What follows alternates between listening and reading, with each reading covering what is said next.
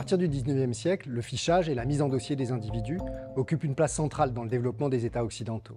Ils deviennent le symbole de la modernité bureaucratique. Fichage policier, dossiers médicaux, dossiers de carrière professionnelle, dossiers judiciaires, dossiers ouvrant droit à l'assistance servie par l'État social naissant, tous ces instruments documentaires conçus pour administrer la population, suivre et contrôler les individus, sont fabriqués par et pour la bureaucratie, sans que jamais ne soit envisagée la possibilité pour les personnes concernées d'y avoir accès. Or, au terme d'une évolution entamée dans les années 1970, s'est affirmé le droit des citoyens de connaître les informations collectées et détenues par l'administration sur eux-mêmes. Plus récemment, on a vu apparaître dans les centres d'archives de plus en plus de personnes qui viennent consulter des dossiers qui les concernent, qui concernent leurs proches ou leurs ascendants. Et pour elles, l'accès aux documents nominatifs, en particulier aux dossiers, est souvent une exigence, une revendication. C'est le tournant de l'égo-consultation. Dans le projet La personne et son dossier, nous avons voulu interroger cette évolution et à travers une série de films, donner à voir et à entendre les historiens, les archivistes, mais aussi ces égo-consultants qui transforment aujourd'hui le rapport à l'archive.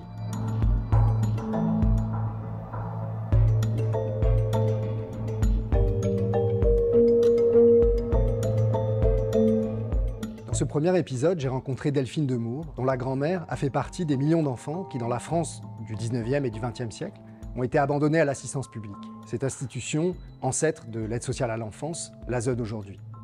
Comme de plus en plus de descendants de pupilles, Delphine a voulu savoir et accéder au dossier de sa grand-mère. Dossier qui contient des informations sur les circonstances de l'abandon, sur l'identité des parents qui abandonnent, mais aussi sur toute la vie du pupille au sein de l'institution, jusqu'à sa majorité, voire parfois au-delà.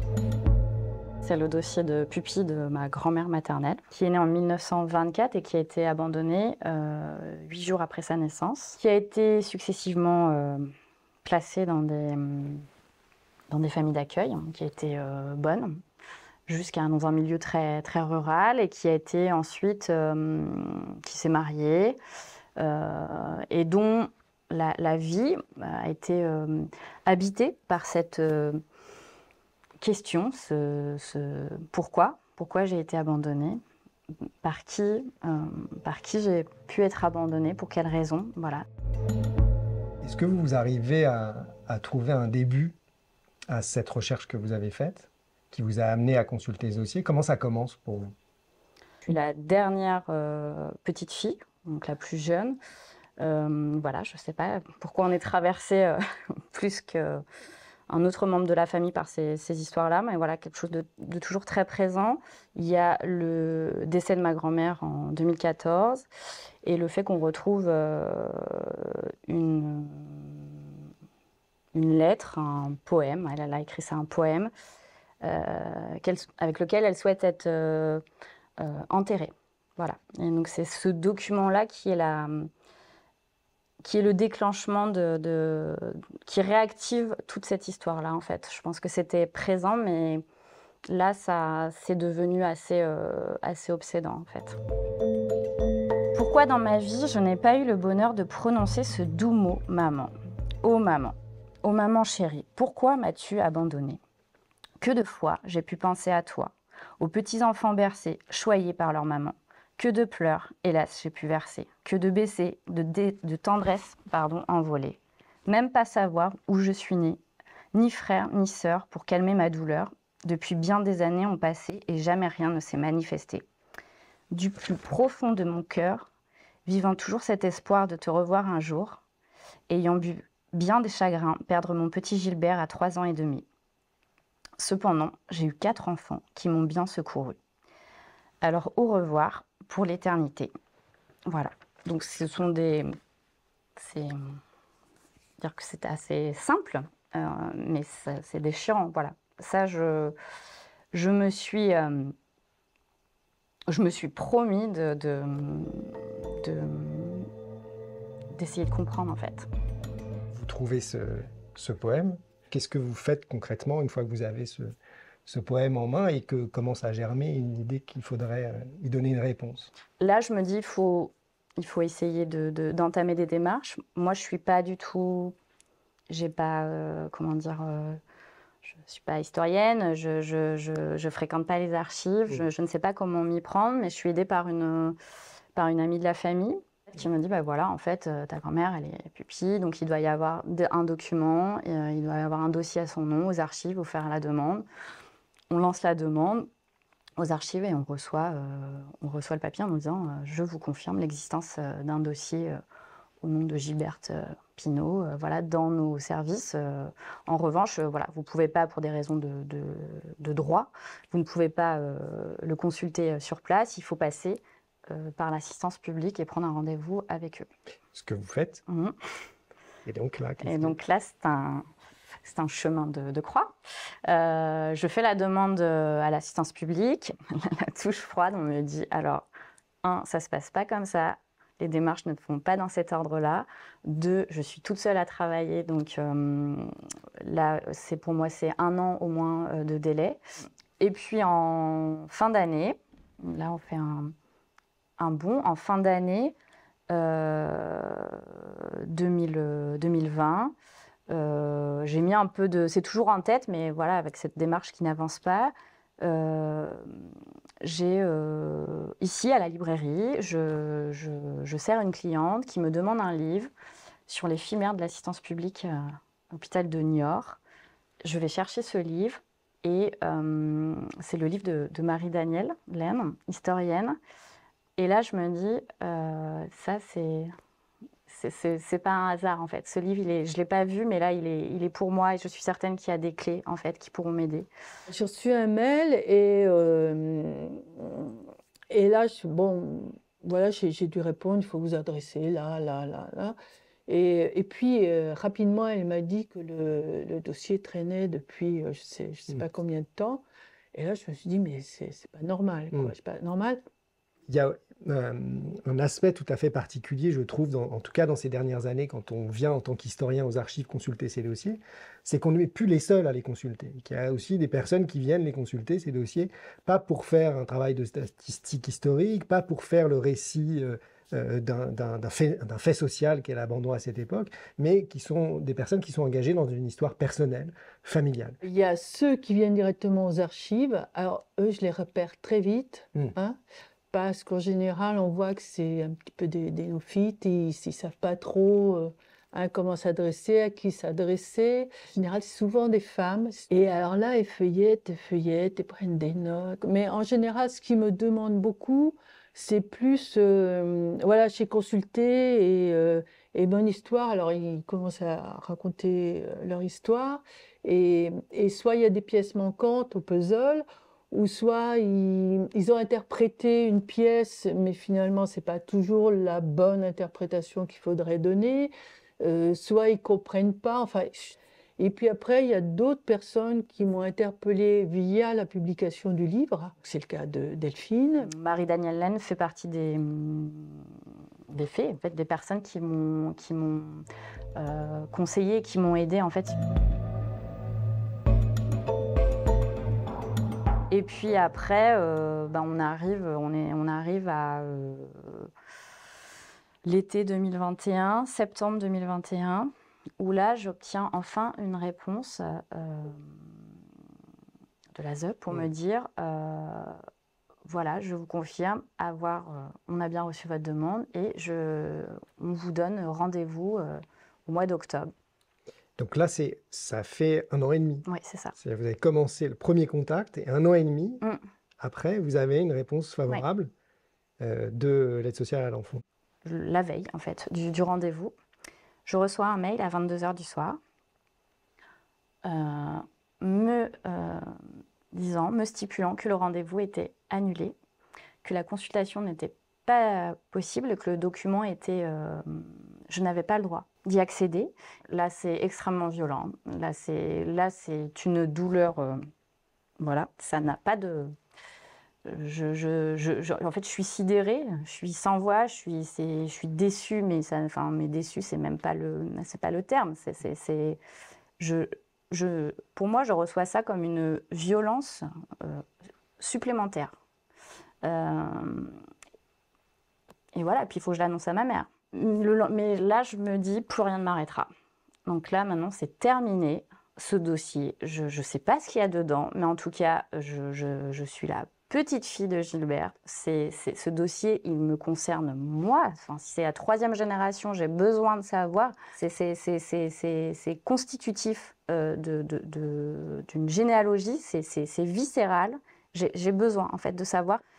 Et finalement, 10 jours à 1 semaine après, j'ai la personne qui m'avait envoyé le mail qui me rappelle en me disant « Madame de Meaux, je vous donne un rendez-vous la semaine prochaine. » Je lui ai dit « Mais cette fois-ci, c'est le bon, là. » J'ai dit « On ne me fait pas de... voilà, sans me donner les tenants et les aboutissants. » Et donc, finalement, on va réussir à accéder à ce dossier. Le règne du secret, qui a prévalu jusqu'aux années 1980, a pris fin. Les conditions d'accès au dossier se sont assouplies. Pourtant, aux yeux des anciens pupilles ou de leurs descendants, pour qui cet accès au dossier revêt un enjeu affectif et identitaire souvent très fort, elles apparaissent parfois encore trop contraignantes.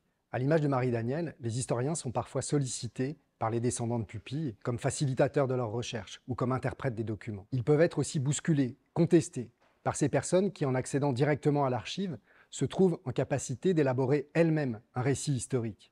Récit qui peut se poser en concurrence, en alternative, en tout cas en autonomie par rapport à celui que produisent les historiens de métier. Mais aux premières loges, il y a les archivistes. Ce sont eux qui vérifient la communicabilité des documents, ce sont eux qui reçoivent les demandes des égaux consultants et organisent souvent la consultation des dossiers. Dans le cas de Delphine, les archives départementales ont transmis le dossier à l'aide sociale à l'enfance. Mais dans d'autres départements, les pratiques peuvent être très différentes. Je suis allé à la rencontre d'Audrey Cézélie, aux archives de Paris. Elle nous explique comment les archivistes réfléchissent à leur rôle de médiation pour faciliter la consultation des dossiers.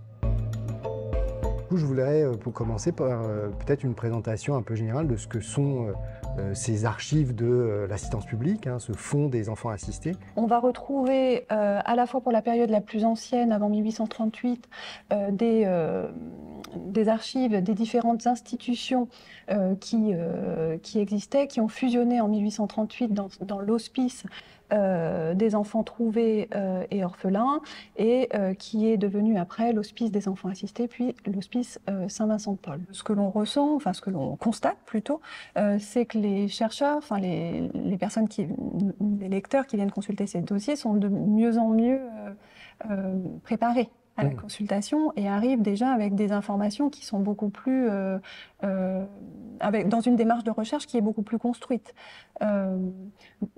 C'est vrai que la mise en accès et la numérisation des répertoires alphabétiques et depuis le début de cette année, la mise en ligne des registres chronologiques d'admission fait que les usagers préparent leur recherche avant même de venir aux archives de Paris. Donc ils arrivent avec des demandes qui sont beaucoup plus abouties. Je me revois très bien au pied de l'immeuble, juste avant de rentrer. J'ai dit à ma mère... Je lui ai dit, écoute, là, c'est notre place. En fait, cette expérience très douloureuse, pas dire traumatisante, je sais pas, c'est peut-être un peu exagéré, mais en tout cas, c'est extrêmement violent. Ce refus, alors qu'on attendait le premier rendez-vous, finalement, il m'a armée, en fait, pour la consultation du dossier. Je me souviens que donc cette fichue, ce qu'elle appelle la préparation à la consultation du dossier, je lui avais dit surtout, voilà, ne pas tomber dans l'émotion, parce que ça, les assistantes sociales, elles vont considérer comme une pauvre victime qu'il faut prendre en charge, une espèce de rôle un peu maternant.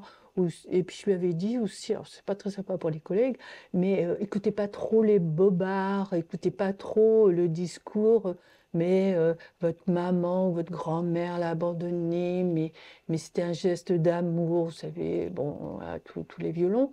Et je disais, bon, restez un petit peu en dehors de tout cela, essayez d'être très rationnel, d'être un peu scientifique si vous pouvez. C'est pour ça que je lui avais dit...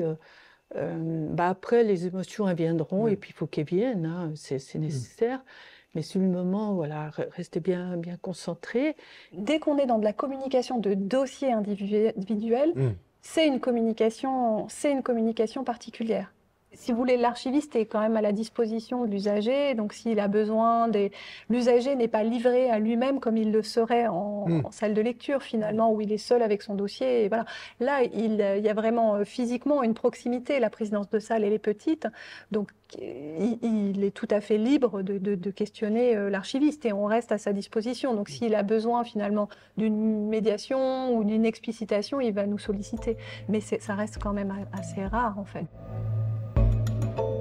Donc là, c'est vrai qu'on se retrouve avec ce dossier, on essaye, voilà, on ouvre et puis avec, on essaye de déchiffrer en fait. Un peu, ma mère, elle est en apnée hein, quand même. On est, il y a le PV d'admission où on a quelques éléments. Où il est indiqué que la mère de ma grand-mère demande l'abandon. Et on voit pauvre d'esprit, incapable de pouvoir l'élever au double point de vue physique et moral. On se dit, les conséquences de l'abandon sont connues. Bon, ça, c'est la première pièce. On se dit, alors, ça peut peut-être expliquer le fait que, en fait, elle est abandonnée, ma grand-mère. En fait, elle n'était pas en capacité physique ni intellectuelle. Et puis après, il y a une feuille comme ça, volante,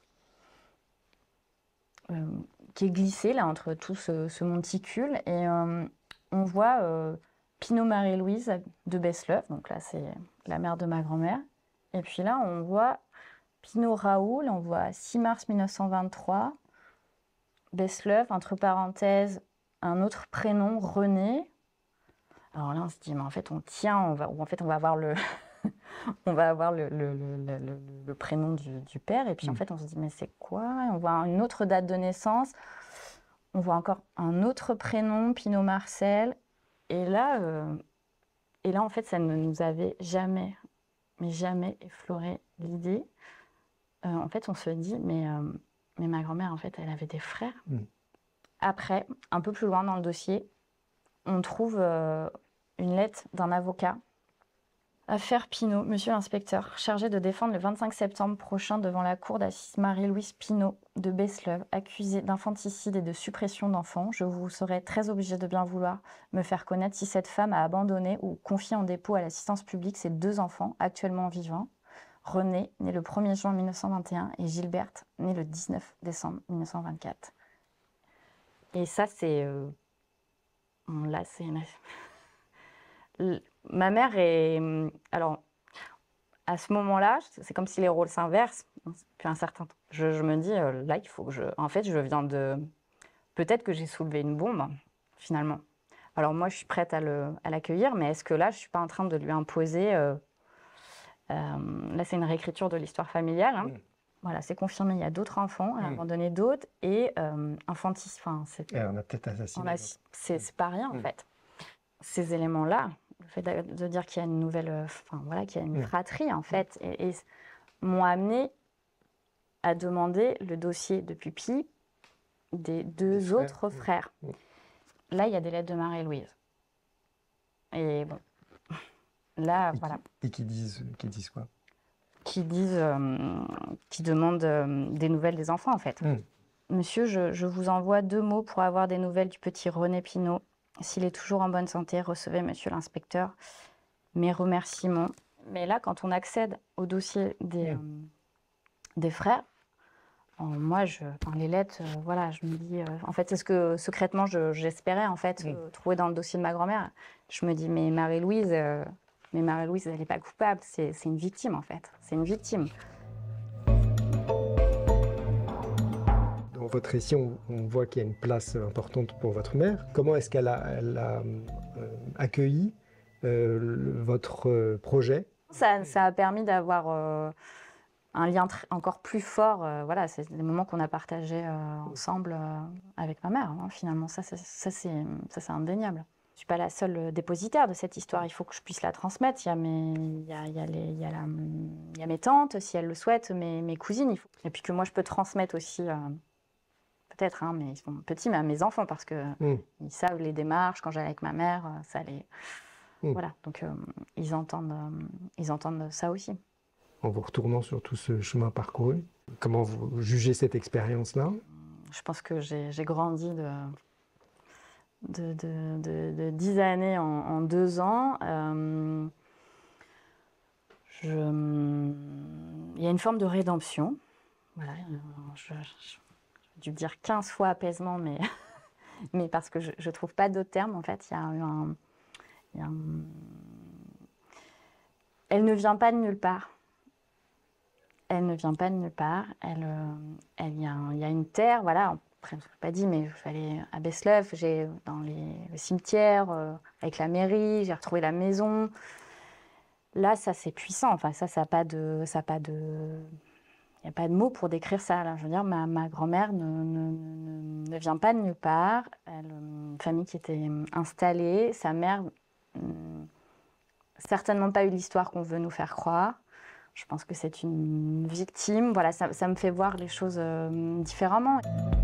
Delphine nous montre que la consultation du dossier n'est pas une fin. Elle peut être, bien au contraire, le point de départ de nouvelles recherches, éventuellement vers d'autres dossiers. Elle est aussi bien souvent le début d'un nouveau regard sur soi ou sur ses proches, le début d'un nouveau récit de l'histoire personnelle et familiale. Pour Delphine, l'image de la femme qui a abandonné sa grand-mère était confusément celle d'une mauvaise mère, une mère peu aimante, une mère coupable. L'accès au dossier a transformé cette image, et cette femme apparaît désormais davantage comme une femme victime, victime de son entourage, victime des préjugés de son temps.